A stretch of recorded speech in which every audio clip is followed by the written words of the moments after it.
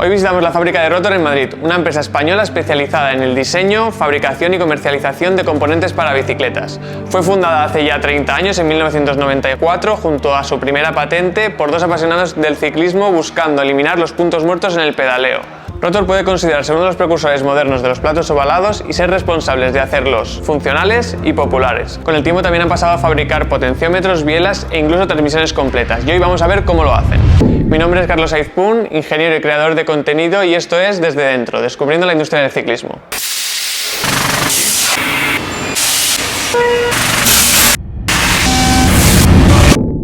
Actualmente Rotor cuenta con más de 150 trabajadores entre oficina, almacén y fábrica, y tiene sus instalaciones en Ajalbir, a las afueras de Madrid, debido a la industria del mecanizado ya presente en la zona en sus inicios. Sí, tenemos 9 en la fábrica de mecanizado, más la de corte por agua, más las oficinas centrales de Rotor, donde se realiza todo el resto de las funciones de compañía, desde la ingeniería, el marketing, ventas, postventa, administración, recursos humanos, hasta toda la planta de abajo, que es donde tenemos el montaje y la logística, el almacén. Su especialidad es el aluminio, concretamente el mecanizado de barras y planchas para la elaboración de bielas, platos y ejes, es decir, el crankset completo. Y aunque todavía mantienen una pequeña parte de la producción de cassettes, entre otros componentes de la transmisión, debido a sus volúmenes de ventas, su grosso se centra en los componentes del crankset. En la visita de hoy nos guía David Martínez, director de operaciones de Rotor, quien, disuadiendo algún dato muy específico sobre sus tiempos de fabricación, nos ha dado respuesta a todas nuestras preguntas y ha abierto las entrañas de Rotor para explicarnos cómo lo hacen.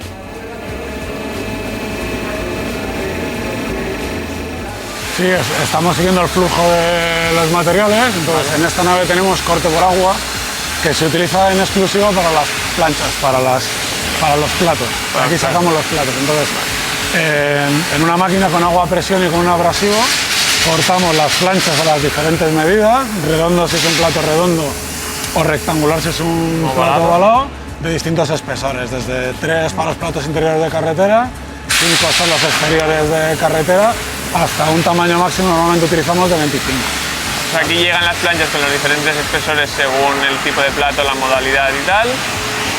Se colocan las planchas en la bañera, sí, en la máquina de corte por agua. Y de ahí se separan por el punzonado para los próximos procesos de la fabricación y se clasifican según el tipo. Y de aquí pasamos a la fábrica de mecanizado. Vamos.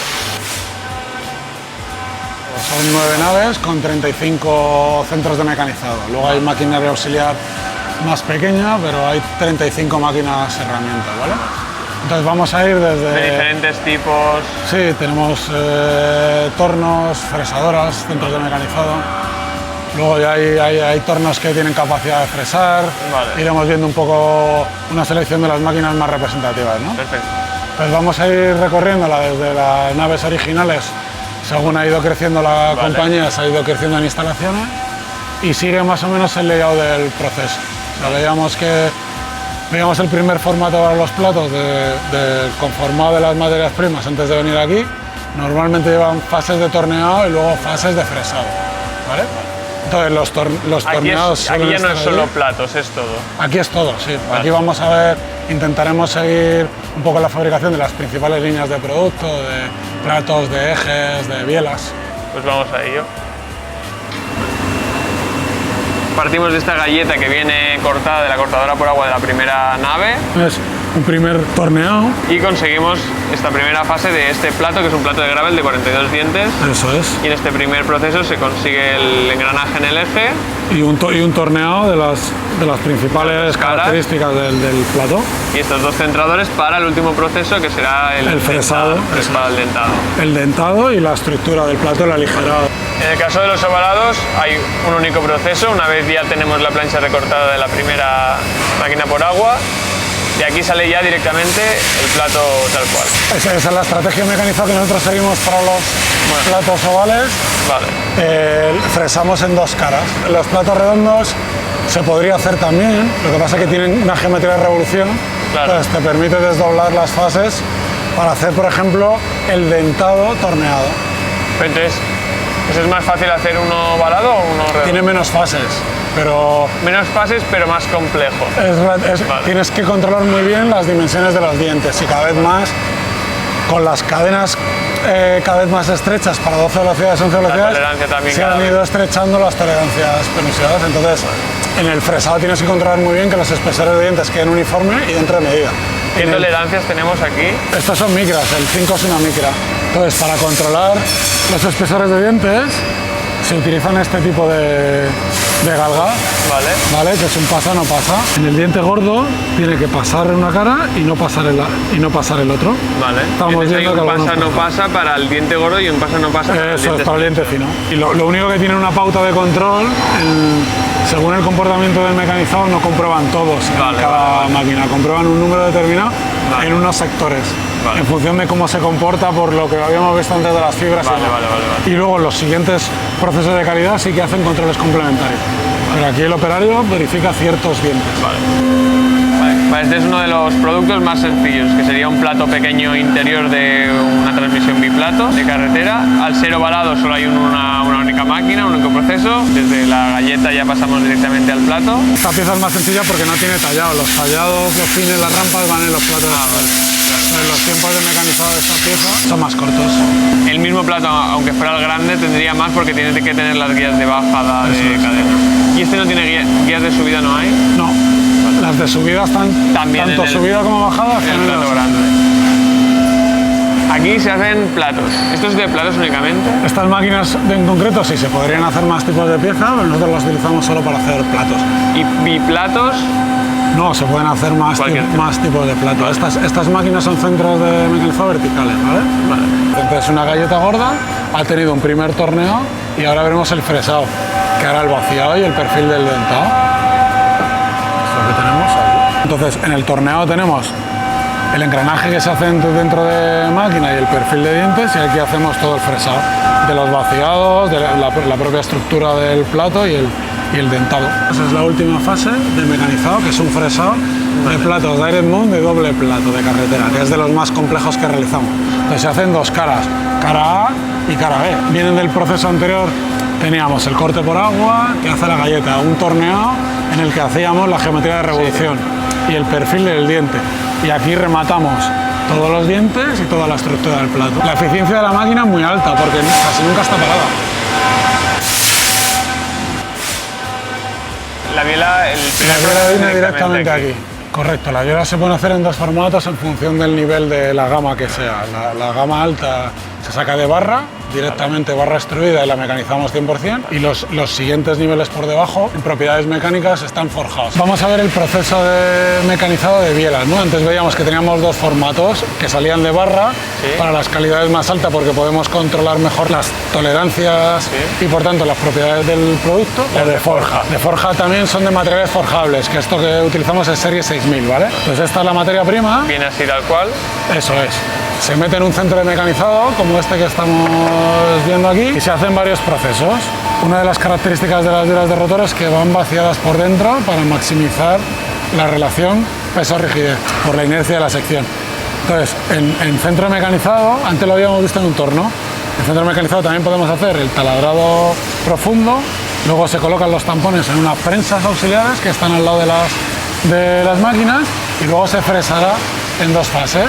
En una primera hacemos unos vaciados con unas roscas para posicionar la segunda, y en la segunda hacemos el último fresado. La diferencia principal es que la otra te viene el tubo tal cual, esta te viene esta preforma, pero luego el proceso es más o menos el mismo. Muy parecido. Se hace el vaciado en ambas como en las otras, pero bueno, el vaciado será diferente, todo un poco diferente, pero un poco el mecanizado luego igual, y luego también se limpian y tal, o este material no. Luego también se limpian. De la superficie de mecanizado a la forjada hay mucha diferencia estética.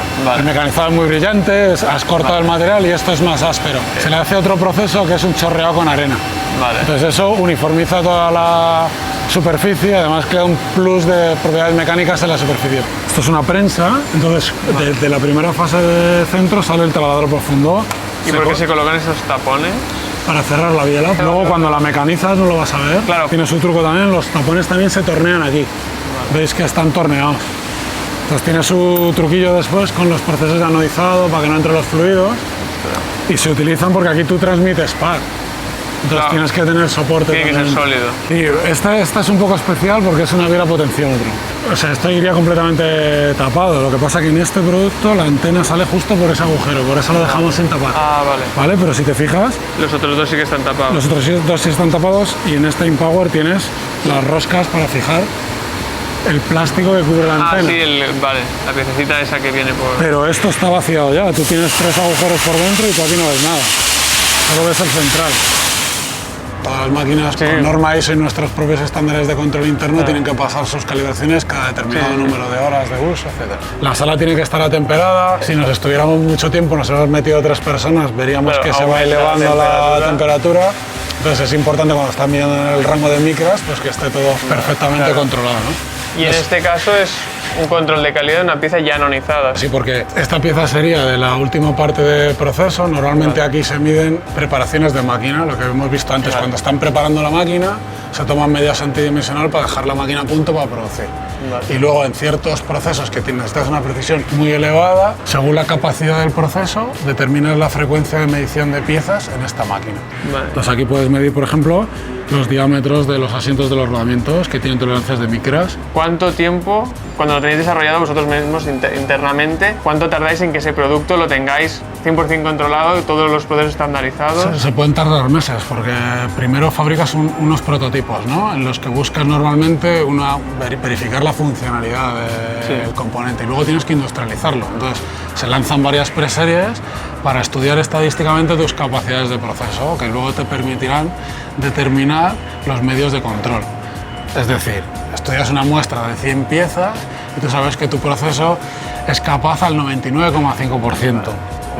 Asumes una distribución normal y dices, para tener una capacidad de proceso del 99,9 debería medir una de no sé O sea, cuántas. lo escaláis después a la cantidad que vais a producir. Para cada máquina, para cada pieza, para cada proceso. Vale, vale, os hacéis en pequeñas muestras y de ahí pasáis a Y los luego siguientes. depende de cómo de crítica sea la pieza. O sea, Claro, una cazoleta o las formas exteriores no son complejas, pero donde entra el rodamiento sí.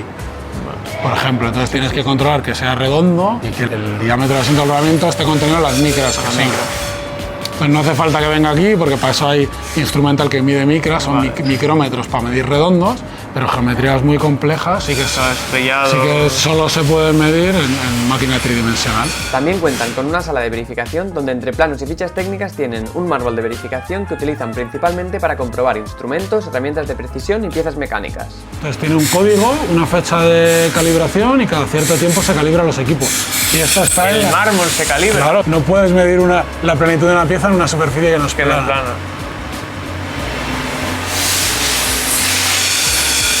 Esto es una multitarea.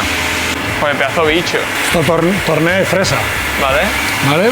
Entonces tiene cargador de barras, lo vemos ahí a Es automática como la otra. Correcto. Entran las piezas, o sea, entran Sale las barras. definitiva ya aquí. Sale definitiva.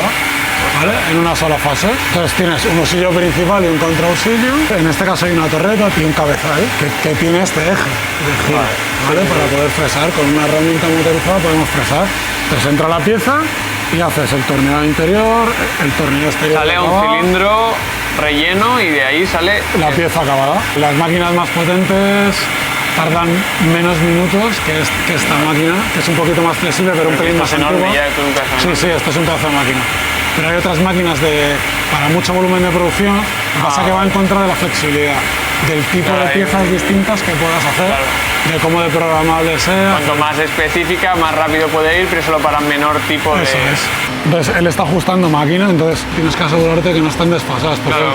hay una transferencia entre piezas. Que la transferencia se puede hacer en marcha, porque se puede sincronizar a pieza parada. Las bielas en concreto, lo admisible con todos los fabricantes es un grado de diferencia. Vale. Un grado no lo ves. Ya, Aquí ya. nuestro No. estándar es más bajo todavía. ¿eh? Menos de un grado.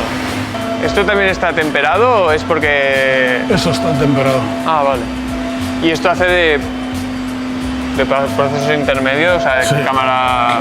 Claro, porque eficientemente, tú fíjate, para calentar todo esto, las máquinas también tienen que trabajar a un rango de temperatura. O sea, esto también está temperado. Claro, claro, tienes que tener... Esto está clima. temperado para arriba y esto Sí, para abajo. lo que pasa es que el control de...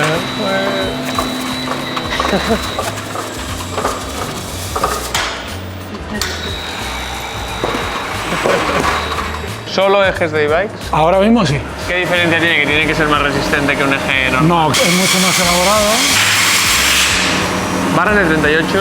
de 38 milímetros de diámetro, que además está calibrada, que esto quiere decir que viene con una precisión especial en el diámetro exterior. 3 metros de barra viene tal cual de los proveedores de materia prima, es un formato común. Y aquí sí que se mete en el cargador de barras directamente porque es de 3 metros. Y tal cual tú metes la barra de 3 metros en el cargador de barra, en una única máquina, en X minutos te sale el eje de cargador. De cada barra salen varios ejes y eso está estudiado cuántos ejes salen de cada barra. ¿Qué viene?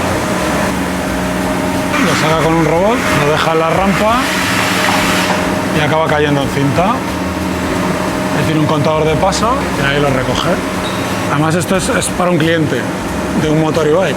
Pues Rotor no hace componentes de motores, ¿no? En las bicis eléctricas el estándar más común es el ISIS. El ISIS tiene más de 30 años. Entonces hay un descontrol de las dimensiones muy alto, porque era un estándar abierto, entonces había muchos problemas de calidad. Entonces, también estaban pensados para ejes más pequeños, de aquella época, de acero.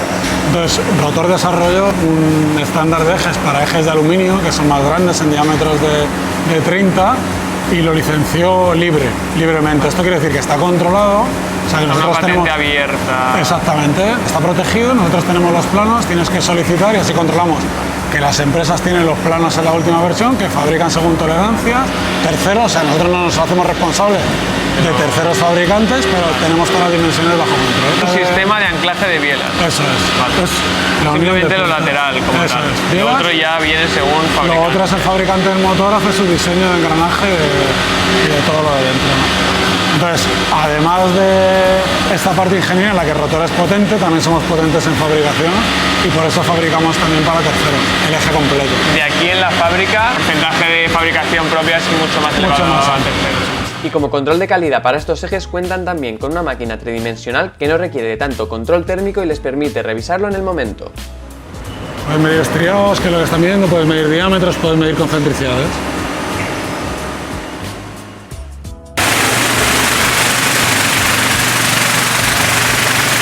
Tenemos el producto acabado, mecanizado. El objetivo de este proceso es lavar las piezas, desbarbarlas, es decir, quitarle las superficies cortantes y preparar la superficie para el anodizado.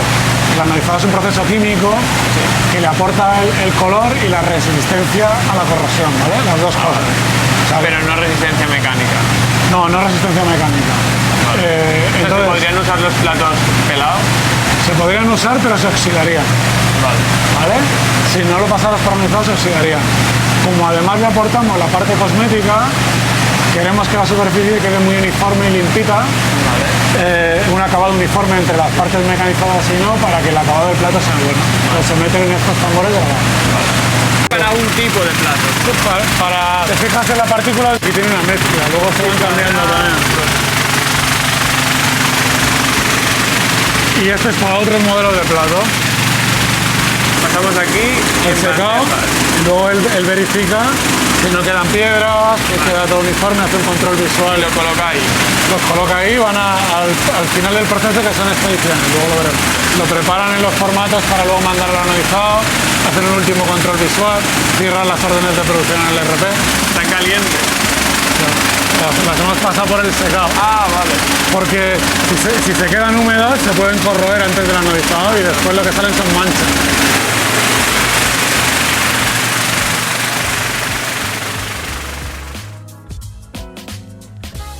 El último proceso es puramente logístico, ¿no? Entonces aquí se prepara para enviar al anodizado.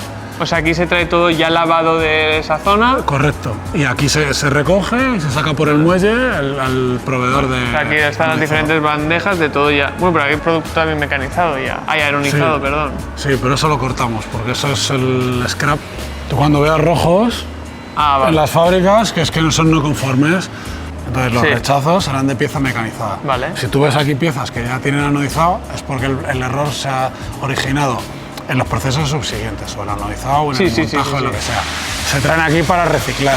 Esto puede ser que lo hayan detectado ellos directamente y os envían en plan las Siempre cajas de se traen aquí productos y se buenos trae y la identificado. caja de productos malos y os Eso dicen Esto tenéis que reciclarlo. El producto malo viene con su etiqueta de no conformidad y por detrás se abre un informe para estudiar por qué no ha sido conforme, para implementar acciones para que no te vuelva a ocurrir. Entonces lo preparan en los palés, acaba de venir a recoger. ¿Ellos simplemente almacenan o también pasan algún proceso de calidad? Ellos pasan un control, casi siempre hay un visual, tratas de aplicar técnicas de lean manufacturing y no tocar mucho las piezas, pero si las tienen que tocar para colocar, aprovechan para hacer un control visual y colocan. Y luego visual, sí.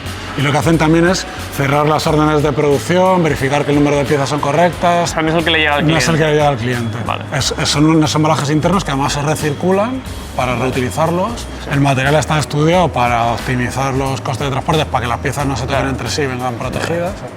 Un packaging especial para...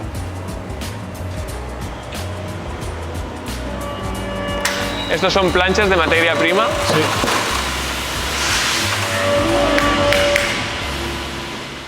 Se recogen las virutas de los carros que están por todas las fábricas. Cada carro es de una máquina, o sea, esto es de una máquina, lo traen aquí tal cual. Entonces separas la taladrina, ese líquido que se recicla, no lo mandas húmedo y lo cortas a un determinado tamaño. Entonces el recuperador de las materias primas lo recoge y esas son empresas especializadas que se dedican a recuperar materiales. Han debido recoger justo hoy porque está No hay nada. No hay nada. Está el contenedor, suelen venir casi a diario, cada 2 días con mucho, se llena esto. O sea, cada 2 días este contenedor se llena. En post-COVID venían incluso 2 veces al día, había que tener contenedor de esto aquí para poder cambiarlo. Se ha reducido muchísimo. Se ha reducido en turnos, hemos quitado un turno, pero en personas se ha reducido en 2 tercios. Con respecto a ese volumen que teníamos de... Porque post-COVID ha habido un crecimiento del sector. Post-COVID hubo un crecimiento durante 2 años, pero bueno, esto está bien descrito en los libros de operaciones. Es el efecto látigo de las cadenas de suministro. Se sobreamplifica una demanda en todos los pasos del canal, una demanda que es irreal. O sea, el mismo consumidor va a distintas tiendas de bici a pedir lo mismo. Ah, es verdad.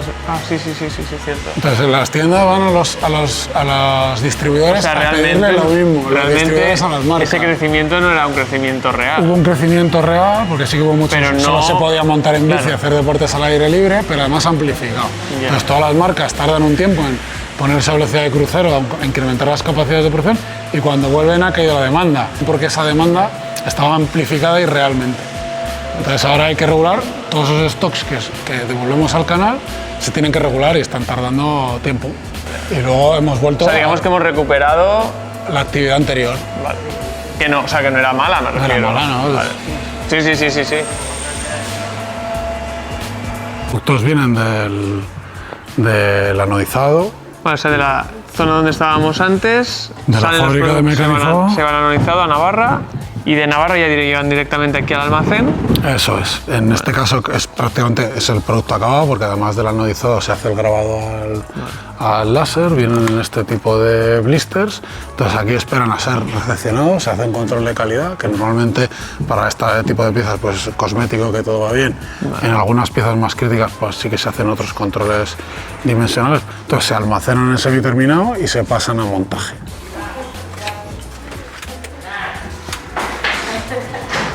Hola. Buenos días.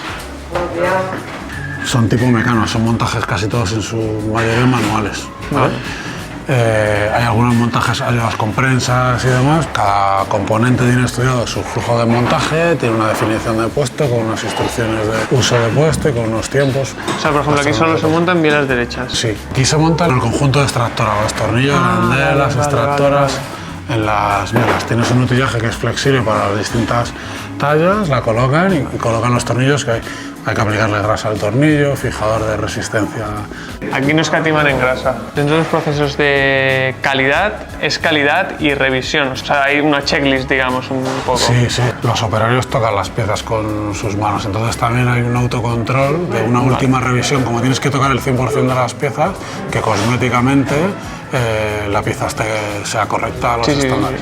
¿El engrasado estaba en la checklist también? Claro, sí, todo tienen... Todas las piezas de Rotom vienen bien engrasadas. Sí.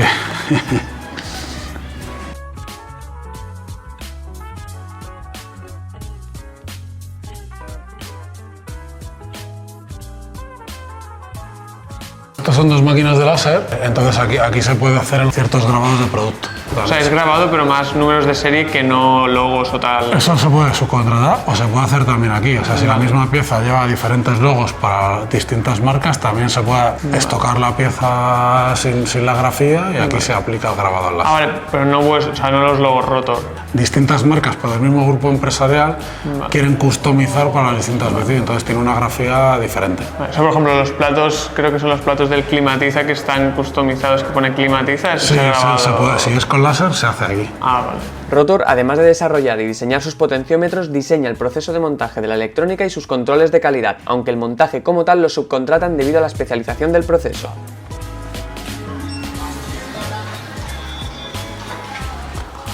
Y luego aquí tenemos una parte de almacén. El almacén está dividido en función de los canales de venta que tenemos. Vale. Los clientes OEM están paletizados y están colocados en altura, es Es volumen. más grande. Y los clientes aftermarket, distribuidores, tiendas. Esto digamos que podría ser un producto final, se coge de aquí. Esto es producto se... final y se hace pick-up. Tienes tu ubicación y esto en concreto pues son una Saldu 24. O para el e-commerce o para estos canales del canal tradicional, distribuidor de tienda, pues suele ser más picking de pocas unidades de muchos productos. Los productos que más rotan deben estar cerca para minimizar los paseos del picking. Sí. Y ahora podrías preguntarte, ¿qué tipo de plato es el más vendido? ¿Redondo u ovalado? David nos lo explica junto a un aspecto que podrías no haber tenido en cuenta en las bicicletas eléctricas. Entonces, cuando hablábamos antes de la penetración de los currings y la venta de redondo, el mercado de bicis de montaña ahora mismo es casi todo e-bike. Casi todo lo que se está vendiendo mayoritariamente son bicis eléctricas. Entonces, si una bici eléctrica no puede vender currings, por eso también los pesos de las ventas también han cambiado. No me había parado a pensar que no se puede montar un plato ovalado en una eléctrica porque las bielas y el plato no están siempre sincronizados, sino que cambia su posición. Exactamente. Una de las claves de los platos curring es que se orientan a tu manera de pedalear, y esto es porque el plato con la biela es solidario. O sea, es configurable, pero una vez que tú has elegido tu posición es solidario. Y en las bielas eléctricas el plato tiene un embrague, ¿no?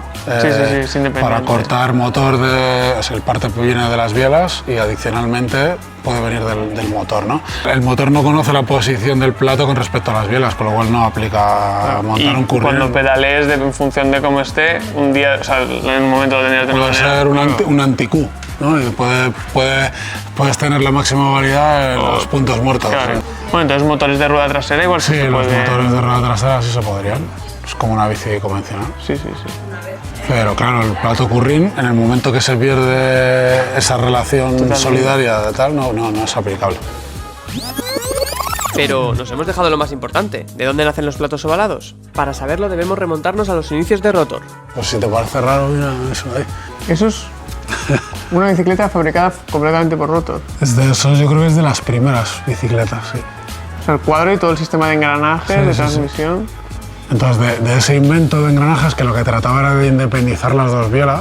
O sea, esto es del 96 más aproximadamente. Un poco después.